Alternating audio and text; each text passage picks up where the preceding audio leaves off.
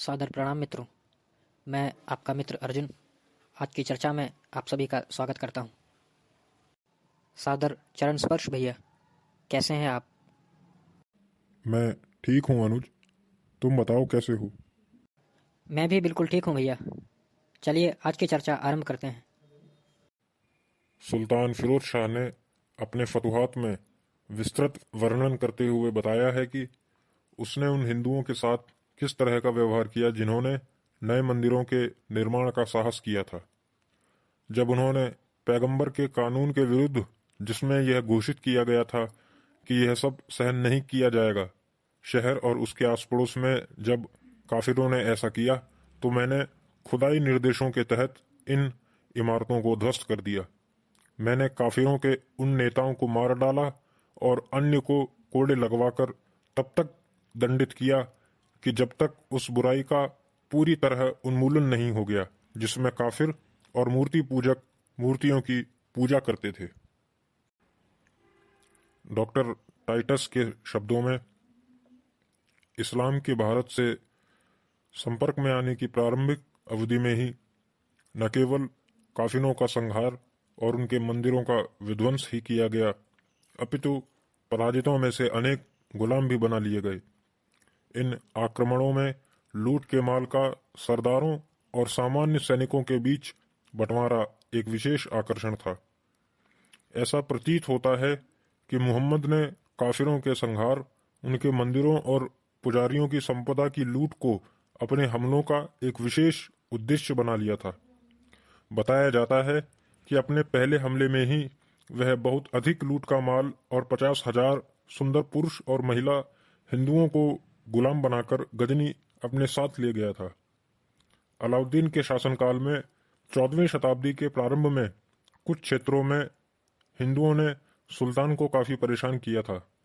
इसलिए उसने बदला लेने की भावना से विभिन्न प्रकार के कठोर से कठोर टैक्स लगाने का निर्णय लिया ताकि वे हिंदू पुनः विद्रोह करने का साहस न कर सकें। जजिया टैक्स लगाए जाने के विषय में डॉक्टर टाइटस कहते हैं, हिंदुओं द्वारा जजिया का चुकाया जाना मुसलमानों, बादशाहों और शाहों के शासनकाल में भारत के विभिन्न भागों में न्यूनाधिक नियमित ही था। हालांकि कानून मात्र सिद्धांततः ही लागू था, क्योंकि यह बादशाह की अपनी मांगों को लागू कराने की योग्यता पर पूर्णतः निर्भर था।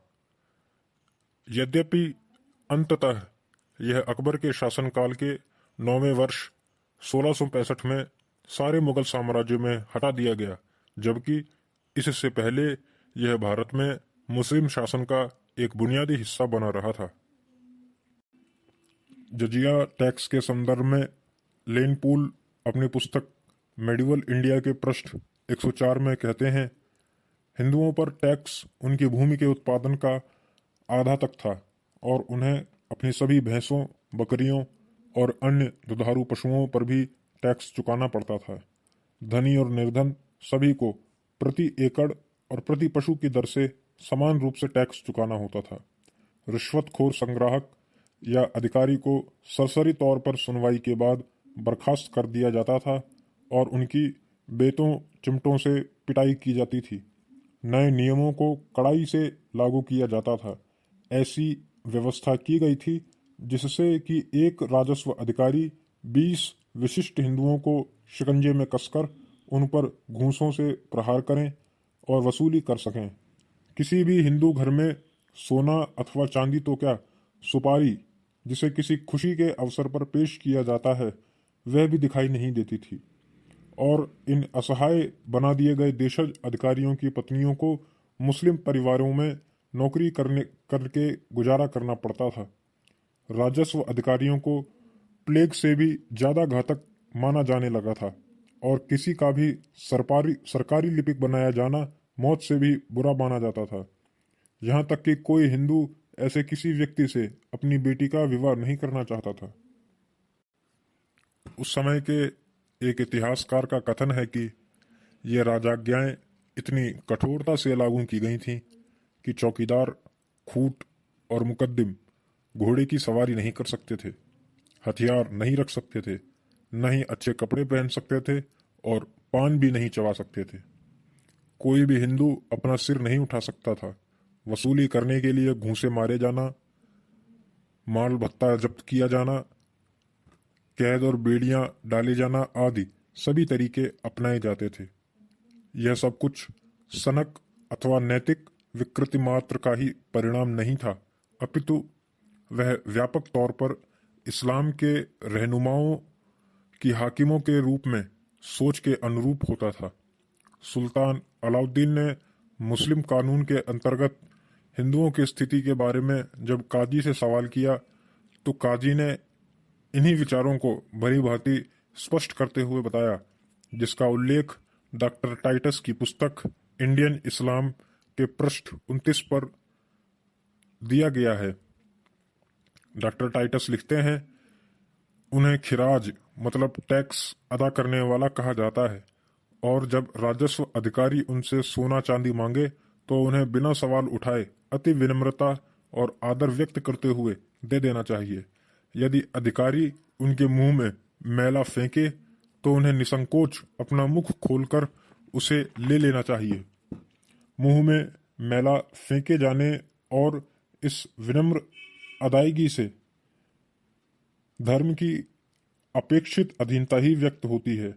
इस्लाम का गरिमागान एक कर्तव्य और दीन के प्रति अनादर दंभ है।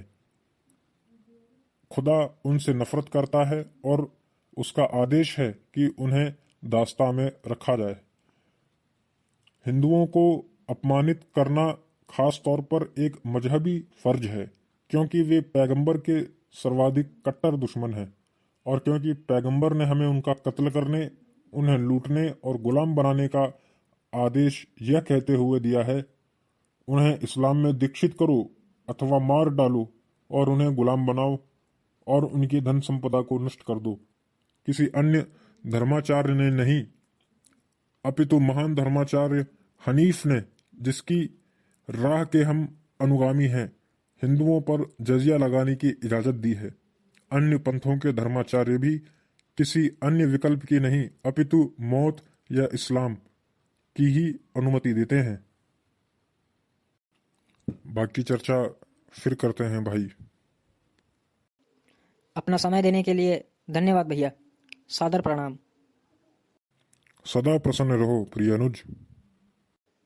मित्रों, आज की चर्चा भारतीय इतिहास को समझने का नया दृष्टिकोण देने वाली हुई। अगली चर्चा में हम क्रमबद्ध तरीकों से इन हमलों की तथ्यात्मक एवं विस्तृत चर्चा करेंगे। सभी को राम राम, जय जिनेंद्र, नमो बुद्धाय, सत श्री अकाल, जय हिंद। मिलते हैं अगले वीडियो में।